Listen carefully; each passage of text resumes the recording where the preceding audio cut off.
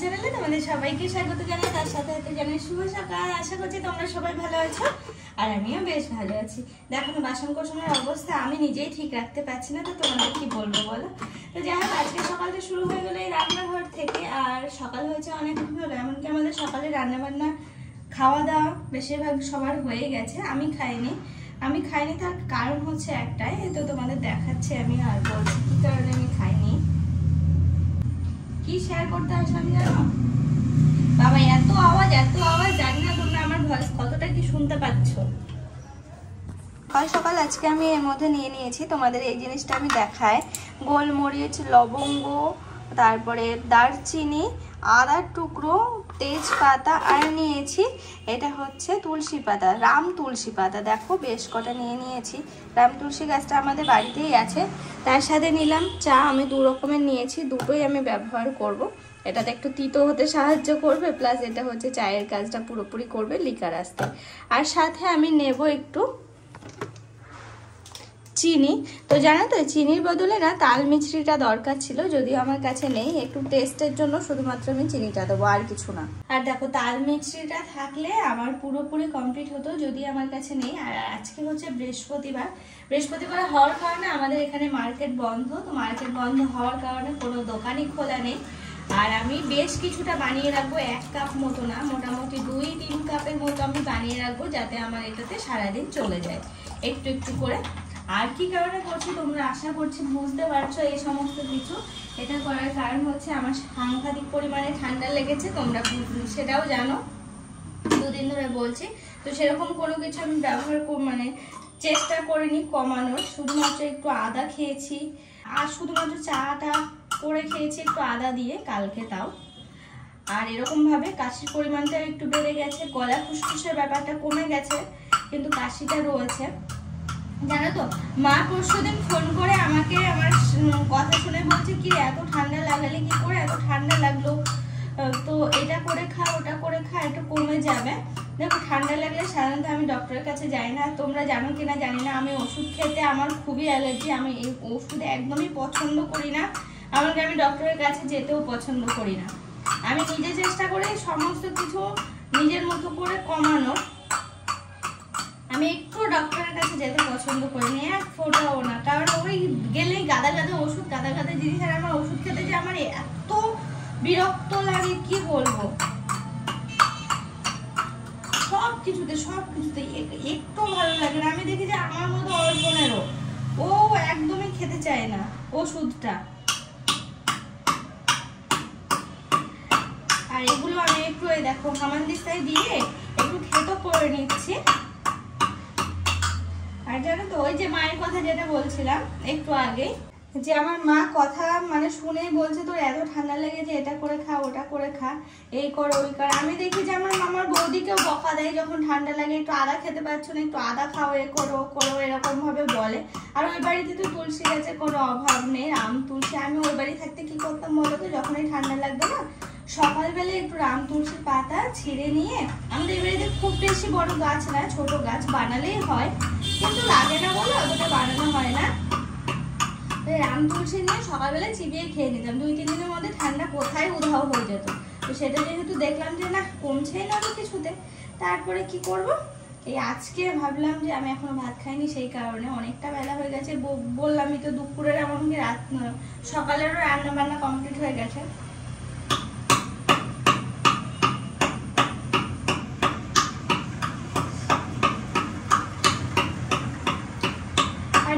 তোমাদের সামনে আসার আগে আমি যখন নিচে থেকে উপরে আসলাম তখন একটা রিলস দেখছিলাম, জানি না কি করে সব বুঝে যায়, গুগল কি করে বুঝে যায় ভগবান জানে। আমার এই ব্যাপারটা আমার মাথায় একটুও খেলে না, তুমি মনের মধ্যে যেটা ভাববে না দেখে যে সেটাই বুঝে যায়, কি করে বোঝে ভগবান জানে। তো যেটা বলবো আর কি, তো দেখছি যে একটা রিলে দেখাচ্ছে,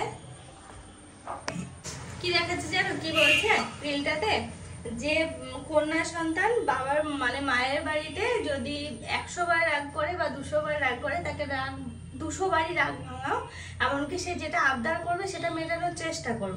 আমি একদিক থেকে ঠিকই, কারণ যে বাড়িতে যাবে সেই বাড়িতে কেউ তার আবদার মেটাবে কি, কেউ তাকে কোনো কিছু জিজ্ঞাসা করবে কি, তার চাহিদা মেটাবে কি, কেউ হয়তো সেরকম হয়তো মানুষই থাকবে না।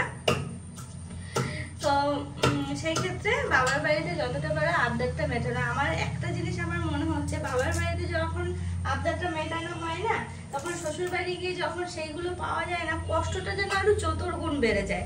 যে না, আমি তো বাবার বাড়িতে এরকম ছিলাম, আমার শ্বশুর বাড়ি এসে এরকম। আমার মনে হয় এই ক্ষেত্রে আমার মনে হয় যে স্ট্রাগল করাটা বাবার বাড়ি থেকে শেখাটা উচিত। আমি নিজেকে দিয়ে সেটা ফিল করতে পারছি। এই জন্য আমার মনে হচ্ছে যে মেয়েদেরকে স্ট্রাগল করতে দেওয়া ভালো, বা শেখানো ভালো, বোঝানো ভালো যে না, আজ তুমি এই বাড়িতে এত সুখে আছো, ঠিক আছে, কিন্তু যে বাড়িতে তুমি পড়বে সে বাড়িতে তোমার এই সুখটা আশা করছি থাকবে না। কারণ দেখো, এক জায়গায় যদি খুব, আমি এটা মানে বিশ্বাস করি এই ব্যাপারটা, বাবার বাড়িতে যে খুব ভালো থাকে না, শ্বশুর বাড়িতে তার উল্টো হয়। আর বাবার বাড়িতে মোটামুটি তার কোনো রকমের চলে আছে, কিন্তু তার শ্বশুর বাড়িতে না সে অনেক ভালো থাকে, অনেক হ্যাপি থাকে। তো হ্যাঁ, আমরা দেখো মধ্যবিত্ত ফ্যামিলির মানুষ, আমাদের ক্ষেত্রে সেই একই ব্যাপার।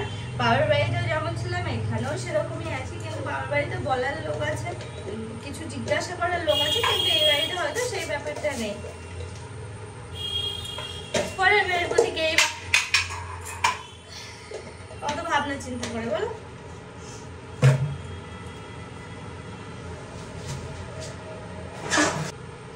যাক, রান্নাঘরটা না টুকিটাকি বেশ ভালোই কাজে লাগছে, দেখছি তো আমার বেশ ভালো উপকার হয়েছে এটা হয়ে। তবে আমার তাল মিষ্টিটার দরকার ছিল, তাল মিষ্টি নেই। এমনি এই দেখো, আমি হামানদিস্তা সবকিছু থেদে করে দিয়েছি। এই কাড়াটা বানিয়ে দিনে আমি 3 বার খাবো, রাত্রেবেলা আদা দিয়ে চা খাবো, ব্যাস। ঠান্ডা আশা করছি 2 দিনের মধ্যে আমি কমিয়ে ফেলতে পারবো না। আমার কফ সিরাপ লাগবে না, আমার মানে কোনো সিরাপ লাগবে বা কোনো ওষুধ লাগবে। আর এই সমস্ত জিনিসগুলো তো খারাপও না, বলে ইমিউনিটি পাওয়ার বাড়াতে অনেকটাই হেল্প করে। এই দেখো, চাটা কিন্তু আমার প্রায় বানানো হয়ে গেছে। আমি একদম লো ফ্লেমে এটাকে ফোটাচ্ছি, এই হচ্ছে পরিমাণ। একটা মজা, এই দেখো আমি এসেছি জামা কাপড় গোছাতে, আর এই দেখো এই নিয়ে এসে ম্যাও ম্যাও ম্যাও ম্যাও করছে। এটা নতুন আমাদের বাড়িতে কদিন হলো এসেছে, আর এর জন্য বেবি হবে, বেবি হওয়ার কারণে ও জায়গা খুঁজছে, জায়গা খুঁজে আমাদের ওই উপরে যাবে এরকম একটা ভাব দেখাচ্ছে। দিলাম একটা, চোখ মুখ সে কেমন করলো। আবার এই এই প্যা প্যা প্যা প্যা করেই যাচ্ছে একভাবে। চুপ, মুখ বন্ধ একদম। কানের মাথা পুরো খেয়ে ফেলে একদম প্যা প্যা প্যা প্যা প্যা প্যা করেই যাচ্ছে। প্যা প্যা বলতে ও দেখো ম্যাও ম্যাও মামা, আমি কথা বললাম অর্পণের সাথে, কথা বলতে দিচ্ছে না। সে এক একটা বাচ্চা দেখবো ওরকম করে, কেউ কথা বললে একজনের সাথে ওরকম মা মা মা মা মা মা। ও দেখেছো অবস্থা, দেখেছো? এই দেখো, এই গামছাটা সেদিন নিয়ে এসেছি, গামছাগুলো ভালো হয়েছে জানো, কি সুন্দর জল যাচ্ছে। আমি তো ভেবেছিলাম জল যাবে কি একটা, মানে ভয় ছিলাম যে নিলাম তো রাস্তা থেকে কেমন হবে না। রাস্তা বলতে কি বলতো, ওনারা না রোজই বসে, আর টোটোই করে গামছাগুলো নিয়ে এসে ওটা বসে, টোটো বা রিক্সা যে যেমন আর কি, যার যেমন আছে। এই একদম কম কথা বলতো, আমার ভালো লাগছে না এত চেঁচামেচি।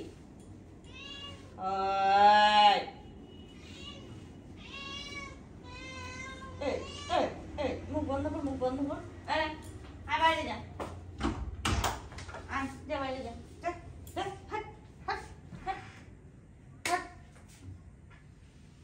মাথা কোনো খেয়ে ফেললো।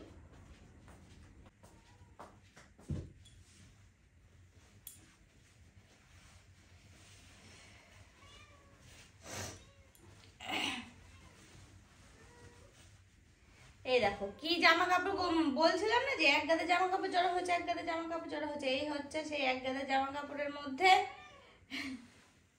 পরা হচ্ছে শাড়ি, সেটা এখানে খোলা রয়েছে। ও আজকে যেগুলো কেচেছি সেগুলো তো আবার হবে, তো ভাবলাম যে তার আগে এগুলো গুছিয়ে ফেলি। আর এক কাজ হয়েছে, ঘুমিয়ে একটা কাজ হয়েছে, এই কাজটা তো হচ্ছে আমার, একটু না হয় রাত জাগবো, এই রাত যে জাগবো আবার ভোরবেলা উঠতে পারবো না, এই হচ্ছে মুশকিল। শাড়িগুলো এবার গোছ করতে হবে।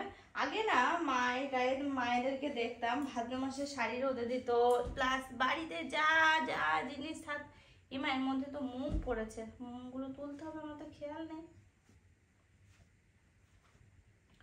মানে সেই ইয়ে যা যা জিনিস থাকতো সব কিছু ইয়ে করতো,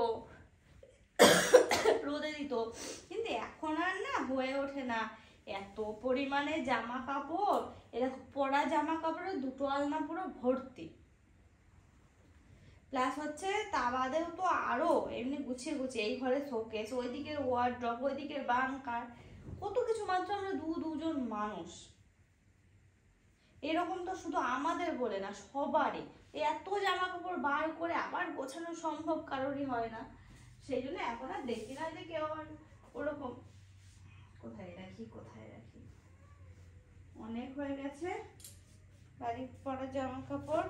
ও হ্যাঁ জানো, এই দিন যে ওই যে নাইট ড্রেসটা বৌদি দিয়েছে না, ড্রেসটা খুব সুন্দর হয়েছে। তো বৌদিকে বলেছি তুমি যখন আবার যাবে আমার জন্য আর দুটো নিয়ে রাখবে।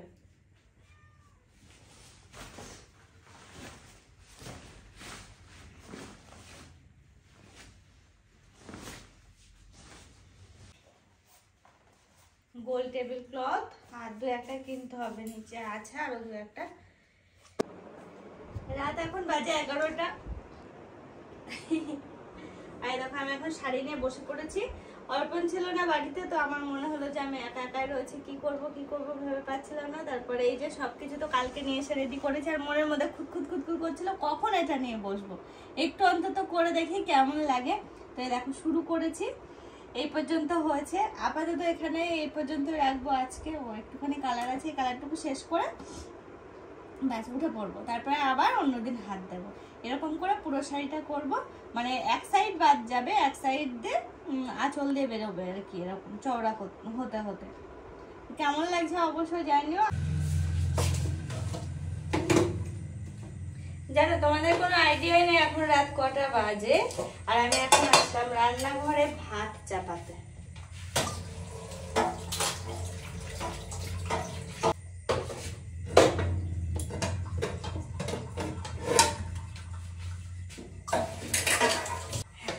একটা মজার বিষয় কি জানো, এটা না নড়ে। হ্যাঁ আমি সে বুঝতে পারি না, খোলা গেলে ভালো হয়, এটা মনে মনে ভাবি, আমি খুলতে আর পারি না। তারপর সেদিন জোর দিয়ে আমি মানে জোরে প্রেসার দিলাম যাতে খোলে। তারপরে দেখলাম হ্যাঁ দিব্যি খুললো। কতদিন যে পরিষ্কার করা হয়নি।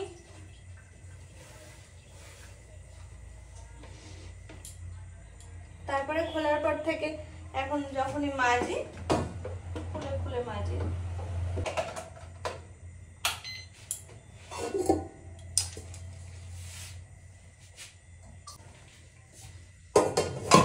ভাতটা চাপিয়ে দিই, দিয়ে যা করবো কি বলতো, চাল ভেজানো রয়েছে।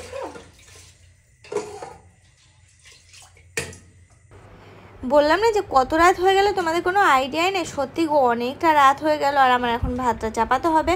আর এদিকে আমি লিডটা লাগাতে পারছি না, তার কারণ হলো ভিতরের যে পার্টটা আমি লাগালাম না একটু আগে রাবার দিয়ে, তো ওটা না লাগানো হয়েছে উল্টো। সে তো আমি বুঝতে পারছি না, নানান রকম চেষ্টা করছি, কেন হচ্ছে না। অনেক দিন পর আমি আবার হাত দিলাম রাইস কুকারে, তো সেই কারণে এই এক সমস্যা, কি যে করি। তারপরে অনেকক্ষণ পরে মনে হলো এটা একটু উল্টে লাগিয়ে দেখি তো কেমন হয়। কারণ আমার মাথা থেকে আউটই হয়ে গেছে যে ওটা আমি একটু আগে লাগালাম, তো উল্টো সোজার কোনো একটা ব্যাপার হতে পারে। আর এটা বোঝাও যাচ্ছে না কোনটা উল্টো কোনটা সোজা, ওই যেটা ঘোরাচ্ছে আর কি সেটাই। তো চলো এইভাবে আজকের দিনটা কেটে গেল। তো ব্লগটা কেমন লাগলো সারাদিনে অবশ্যই জানাতে ভুলো না। আর তোমরা আমার মতো কে কারা বানিয়ে খাও অবশ্যই সেটাও জানিও। আজকের মতো টাটা, সবাই ভালো থেকো, সুস্থ থেকো আর সাবধানে থেকো। আবার দেখা হচ্ছে কালকে সকাল।